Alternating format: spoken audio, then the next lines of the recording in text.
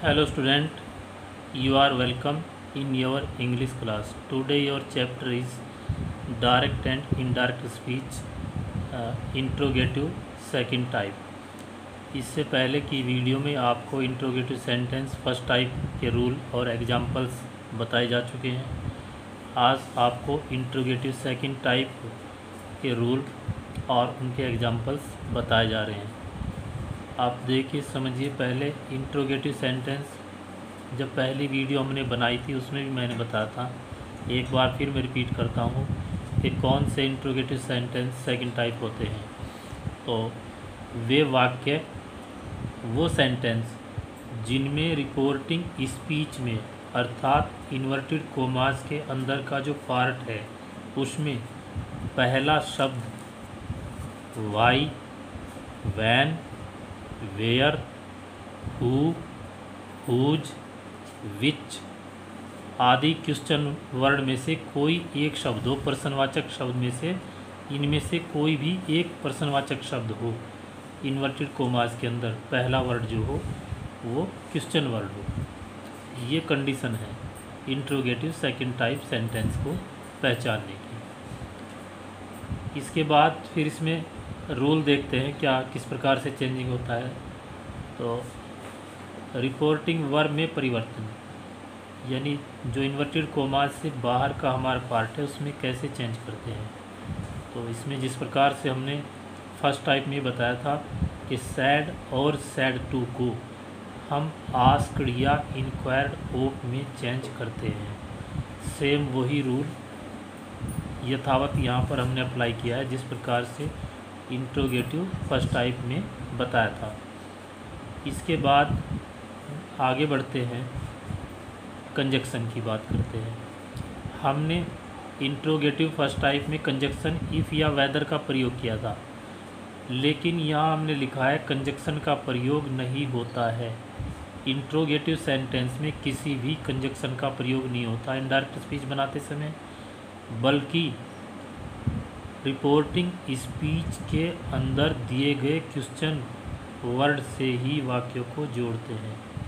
अर्थात inverted commas के अंदर जो पहला वर्ड है वही कंजक्शन का कार्य करता है, केवल जो इन्वर्टेड कोमास हैं उनको रिमूव करना होता है, उनको हटाना होता है। ठीक है।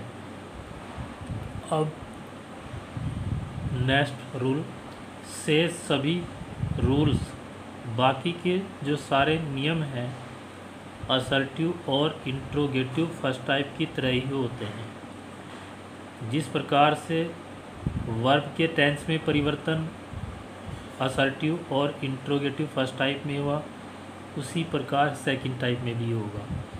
यानी वर्ब की टेंस में परिवर्तन यथावत रहेगा जैसा कि पहले बताया जा चुका है, और प्रोनाउन में परिवर्तन वो भी यथावत रहेगा। नियरनेस वर्ड, निकटता सूचक शब्द जो रिपोर्टिंग स्पीच के अंदर आते हैं वो परिवर्तन भी सेम जैसा कि पहले बताया जा चुका है उसी प्रकार से होंगे। अब एग्जाम्पल्स लेते हैं। Example number first, the policeman said to the passer by. ये हमारा सेंटेंस रिपोर्टिंग वर्ब है, यहाँ तक इन्वर्टेड कोमास से बाहर सेपरेट किया गया है कोमे के द्वारा। इसको हम रिपोर्टिंग स्पीच कहते हैं, रिपोर्टिंग वर्ब कहते हैं। आगे इन्वर्टेड कोमास से जो हमने शुरू किया, who are you and where are you going, ये हमारा इन्वर्टेड कोमास के अंदर का पार्ट है, ये हमारा रिपोर्टिंग स्पीच है। अब जब इनडायरेक्ट स्पीच बनाएंगे सेंटेंस की तो हम लिखेंगे यहाँ पर द पुलिसमैन सैड टू को हमने आस्क्ड में चेंज कर लिया। हम चाहे तो इनक्वायर्ड ऑफ का यूज भी यहाँ पर कर सकते हैं, दोनों ही की बात है। The policeman asked the passer by, policeman ने पासर बाई से पूछा। अब इन्वर्टेड कोमास को हमने रिमूव कर दिया और हु को सेम यहाँ पर यूज किया उसी प्रकार से, तो ये कंजक्शन का काम कर रहा है उसमें। हु के बाद आगे हम देखते हैं प्रोनाउन क्या है, यू। ये यू प्रोनाउन पासर बाई के लिए प्रयोग किया गया है। पासर बाई एक सिंगुलर सब्जेक्ट है, सिंगुलर व्यक्ति है। तो उसका सब्जेक्टिव फॉर्म जब हम कर्ता कारक रूप यूज करते हैं प्रोनाउन तो वो ही बनता है। हु ही वॉज, वह कौन था। वर्ब जो है सब्जेक्ट के बाद आती है। यानी अफर्मेटिव सेंटेंस मैंने बताया था कि जब हम इंट्रोगेटिव सेंटेंस की इनडायरेक्ट स्पीच बनाते हैं तो जो रिपोर्टिंग स्पीच के अंदर का हमारा सेंटेंस होता है उसको हम असर्टिव सेंटेंस की तरह लिखते हैं, यानी पहले सब्जेक्ट फिर वर्ब फिर बाकी शेष भाग। तो यहाँ पर ये हमने वो को तो पर्सनवाचक शब्द को तो जो को तो कंजक्शन के रूप में यूज कर दिया, उसके बाद सब्जेक्ट बन गया यू का ही और ये वर्ब बन गई हु ही वाज, और फिर एंड, फिर क्वेश्चन वर्ड दूसरा अगला वेयर, और फिर प्रोनाउन ही, और फिर वॉज, और फिर going, where he was going. The policeman asked the passer by, policeman ने पासर बाई से पूछा हु ही वॉज, वह कौन था, and where he was going, और वह कहाँ जा रहा था। ये एग्जाम्पल फर्स्ट हो गया। Next example, the teacher said to the student, teacher ने स्टूडेंट से कहा। ये हमारा यहाँ कोमे से सेपरेट किया गया है, इन्वर्टेड कोमा से पहले कोमा लगा करके। इतना जो पार्ट है सेंटेंस का ये हमारा रिपोर्टिंग वर्ब या रिपोर्टेड वर्ब कहलाएगा, और यहाँ से इन्वर्टेड कोमा शुरू हुआ है हमारा वाई से। Y did you not learn your lesson, ये कोमा यहाँ पर बंद किया गया है तो इसे कहेंगे हम रिपोर्टिंग स्पीच। तो एक मिनट, ये गलत, यहाँ नहीं रिपोर्टिंग स्पीच है, प्रॉपरली पर है। The teacher said to the student why did you not learn your lesson properly, यहाँ पर कोमा लगा है।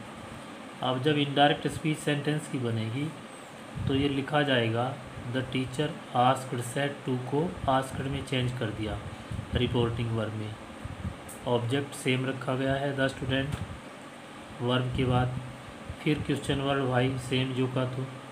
अब ये यू जो रिपोर्टिंग स्पीच में था प्रोनाउन, ये स्टूडेंट के लिए प्रयोग हुआ है। स्टूडेंट एक है, सिंगुलर है, तो जब सब्जेक्टिव फॉर्म में अकेले व्यक्ति के लिए ही का प्रयोग होता है प्रोनाउन के रूप में। वाई ही हैड, अब ये डिड नॉट है, डिड और नॉट, ये आपका पास्ट इंडेफिनिट है तो रूल के अकॉर्डिंग ये फिर उसी प्रकार से पास्ट परफेक्ट में चेंज हो जाएगा।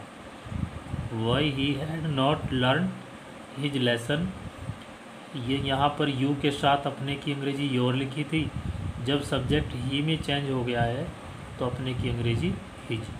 Lesson properly. The teacher asked the student, teacher ने स्टूडेंट से कहा या पूछा why he had not learn his lesson properly, उसने अपना लेसन प्रॉपरली क्यों नहीं लर्न किया था, तैयार किया था।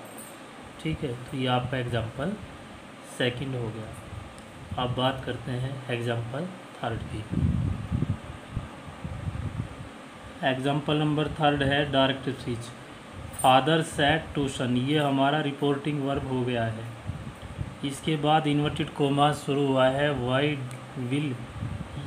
When will you go to market to bring fruits, ये इन्वर्टेड कोमास के अंदर का पार्ट है, ये रिपोर्टिंग स्पीच कहलाता है आपका। जब इनडायरेक्ट स्पीच बनेगी तो फादर सेड टू सन, इसको हम चेंज करेंगे father asked son, said to को आस्क्ड में चेंज किया जाएगा फादर आस्क्ड सन।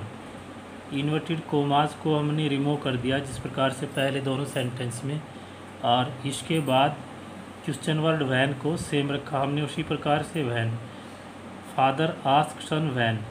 अब यहाँ पर सहायक क्रिया के बाद प्रोनाउन है यू, ये यू सन के लिए यूज किया गया है डायरेक्ट स्पीच में। जब इनडायरेक्ट स्पीच बनाते हैं तो यू प्रोनाउन सन के लिए जो यू के बदले में प्रयोग किया जाएगा एक वचन में प्रोनाउन ही, तो यह आपका बन गया ही, वैन ही। इसके बाद फिर सहायक क्रिया विल को चेंज किया वुड में। ठीक है, अब गो सेम रहेगा, to market to bring fruits. Father asked son, father ने सन से पूछा when he would go to market to bring fruits, वो मार्केट कब जाएगा फ्रूट्स लेने के लिए। यहाँ पर मैं एक बात फिर आपको रिपीट कराना चाहता हूँ कि जब हम डायरेक्ट से इनडायरेक्ट स्पीच बनाते हैं इंट्रोगेटिव सेंटेंस की, चाहे वो फर्स्ट टाइप हो या सेकंड, तो इंट्रोगेटिव का जो सेंटेंस होता है हमारा, हम उसको असर्टिव का रूप दे लेते हैं पहले और तब उसको चेंज करते हैं।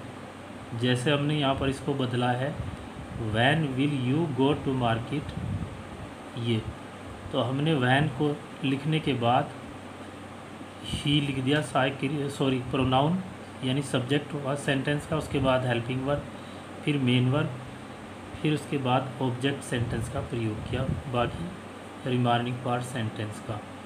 तो इस प्रकार से हमारा इंट्रोगेटिव सेंटेंस का डायरेक्ट से इनडायरेक्ट स्पीच बनता है। इसके बाद आपको इम्पेरेटिव सेंटेंस और एक्सक्लेमेटरी सेंटेंस बताए जाएंगे। ठीक है।